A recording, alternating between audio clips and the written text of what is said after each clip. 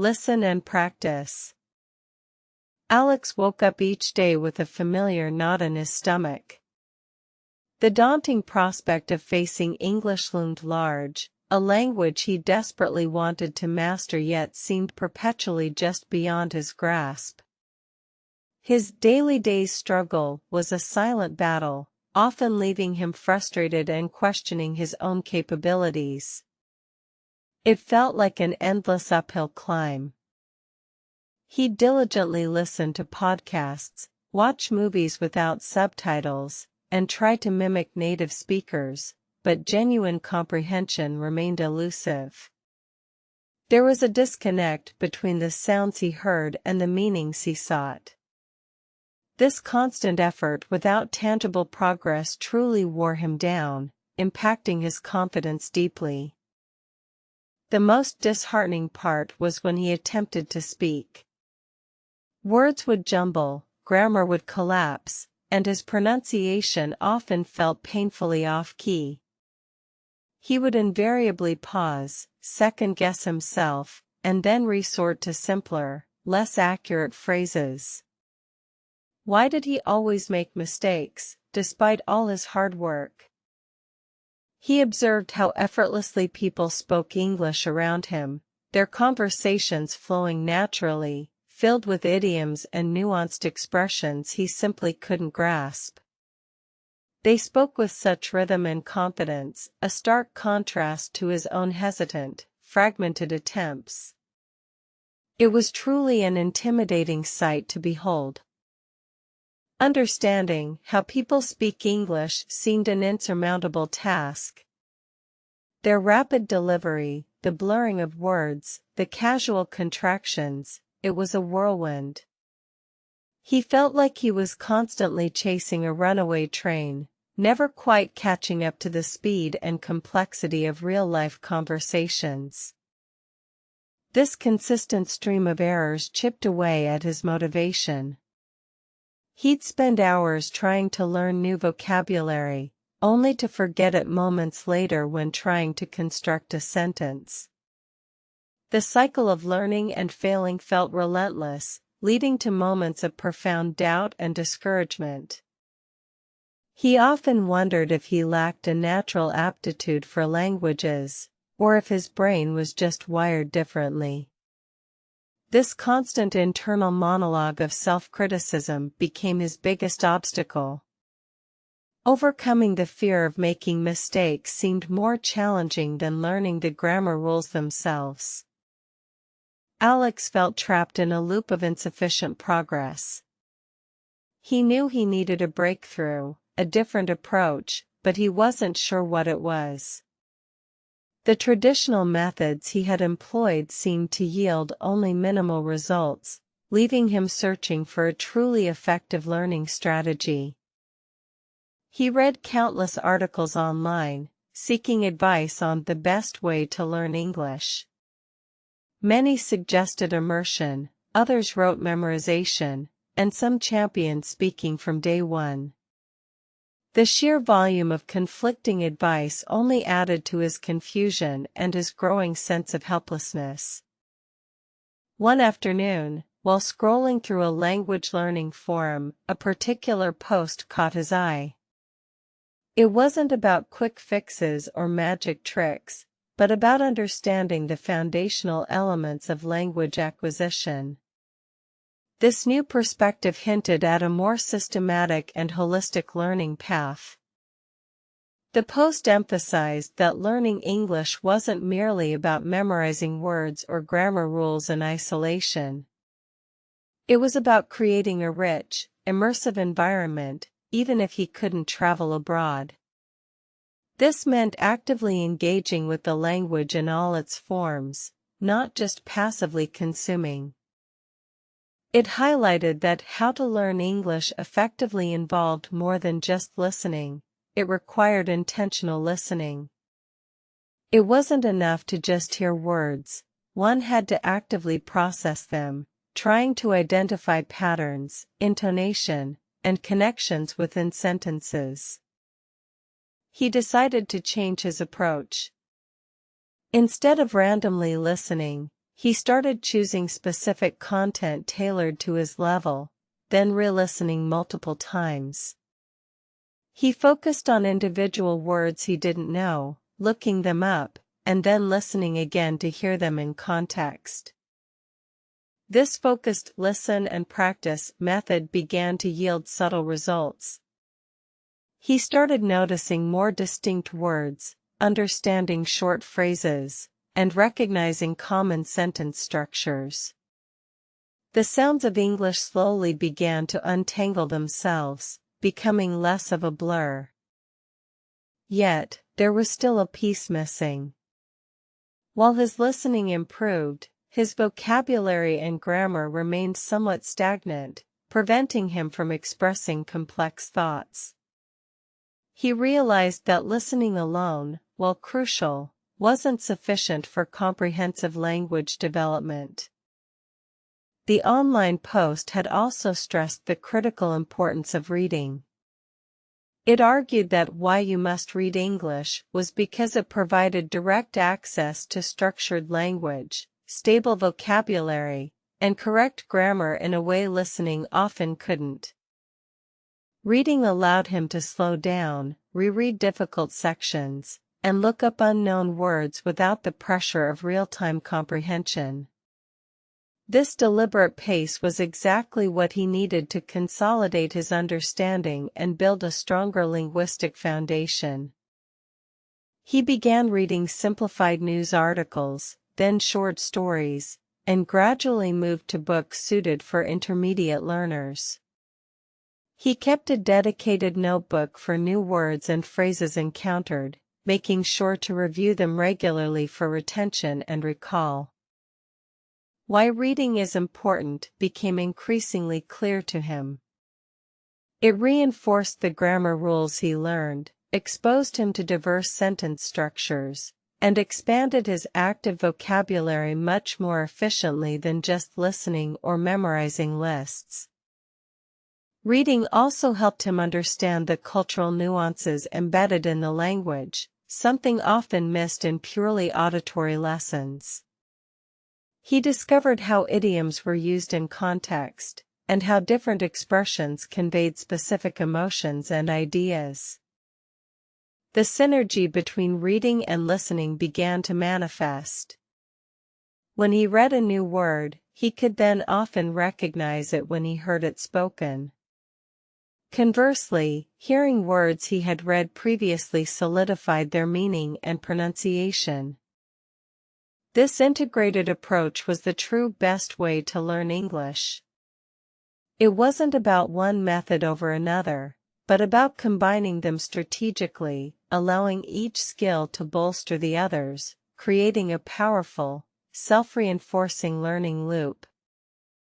Alex started incorporating reading into his daily routine, dedicating specific time slots to it, just as he did for listening practice. He made it a non-negotiable part of his learning journey, understanding its profound impact on his progress. His daily day's struggle started to transform into a productive learning journey. The overwhelming feeling of being lost began to recede, replaced by a sense of purpose and direction.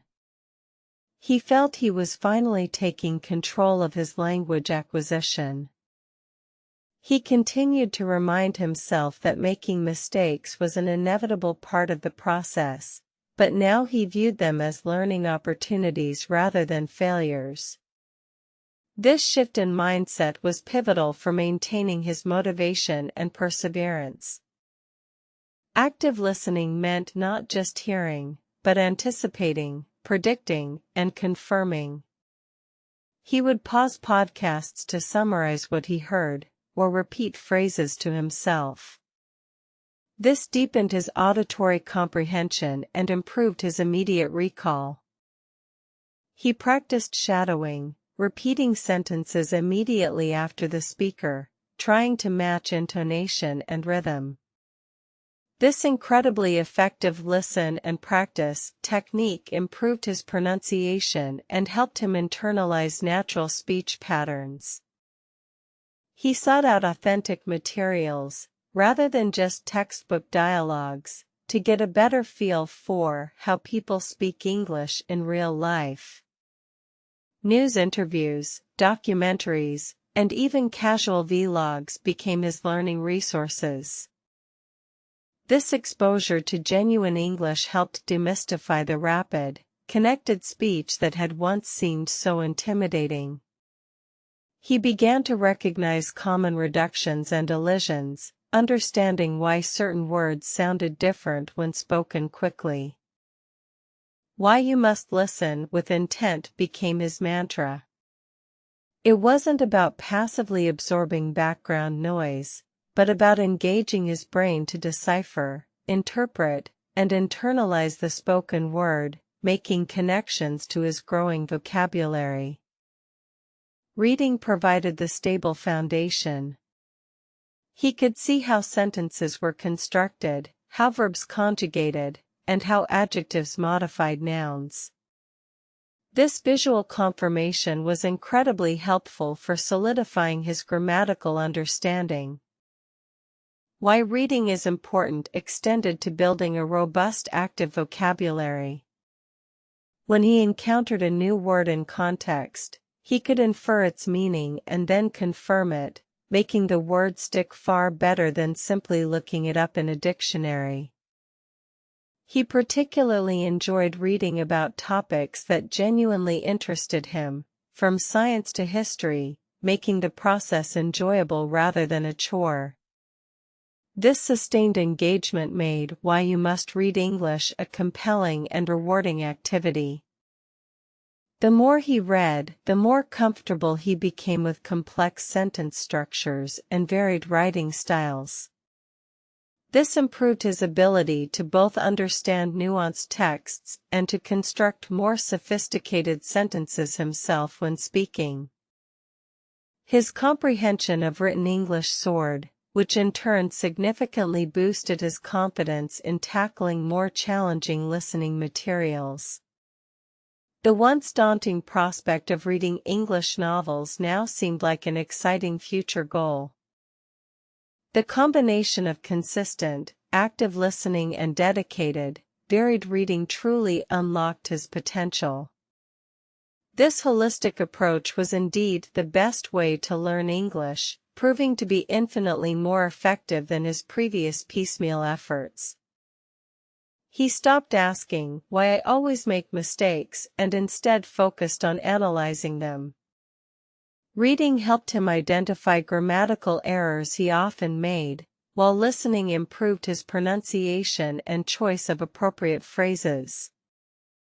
His daily practice evolved.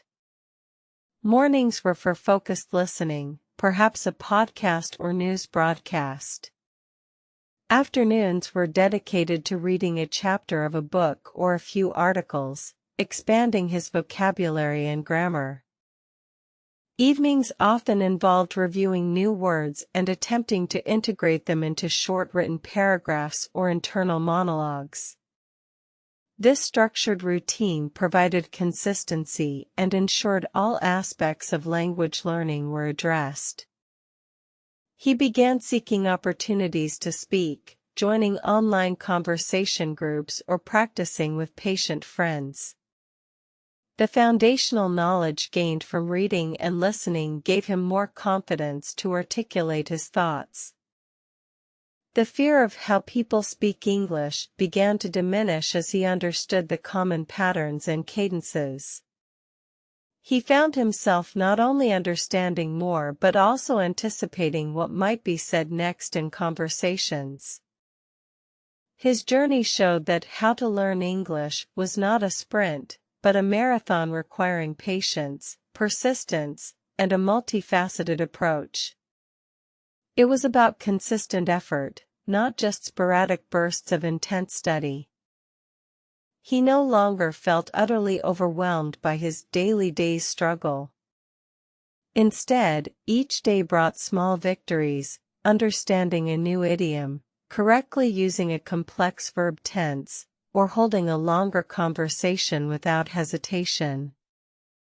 These incremental improvements fueled his motivation.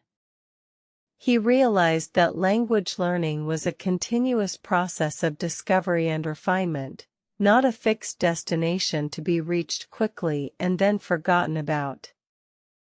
He understood why you must listen and why you must read English were not just academic recommendations, but practical necessities for true fluency.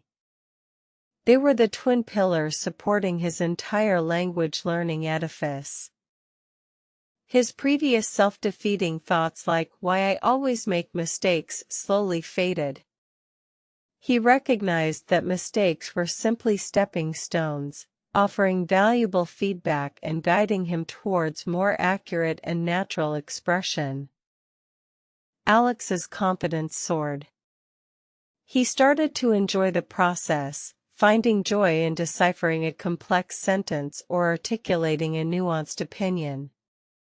The frustration had given way to a profound sense of accomplishment and growth. The initial struggle, the moments of despair, now seemed like necessary challenges that had ultimately led him to a more effective and sustainable learning path. He had truly transformed his approach to English.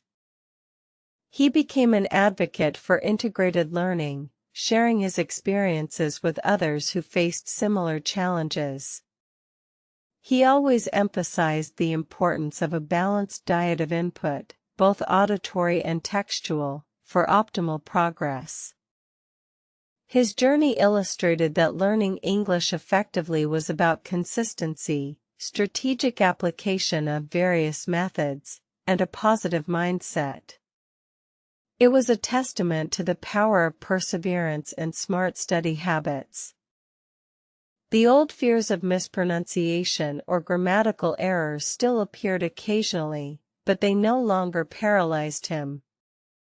He had developed resilience and a belief in his own capacity to overcome linguistic hurdles over time. His daily routine, once a source of dread, was now a source of quiet satisfaction. He approached his English studies with renewed vigor, eager to discover new words and further refine his expressive abilities. Alex had truly mastered how to learn English for himself, finding a methodology that resonated with his own learning style and consistently delivered results. It was a personalized journey of linguistic discovery. He continued to remind himself that fluency was an ongoing pursuit, not a final destination. There was always more to learn, more to experience, and more ways to refine his command of the beautiful English language. And so, Alex's daily struggle transformed into a joyful pursuit, a testament to the fact that with the right strategies, combining diligent reading and active listening, anyone could achieve their English learning dreams.